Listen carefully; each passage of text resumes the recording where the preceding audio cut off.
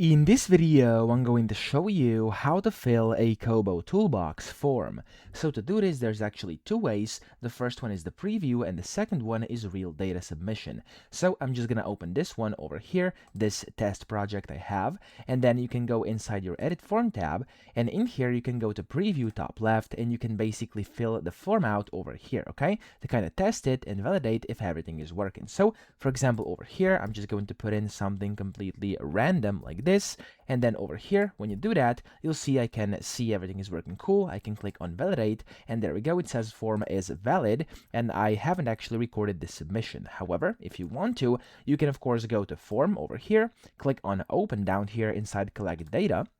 It's going to open the form in a separate tab, and you can just go ahead and basically kind of fill out over here. So I can do, like, for example, 80. I'm going to do the exact same thing yet again. Click on submit, and whenever you do this, there we go, it's going to submit it, and it's now going to pop up inside my data over here inside this table as the last result. So that's how to fill a KoboToolbox form. I hope this video helped you out. If it did, please subscribe to the channel and help me out as well.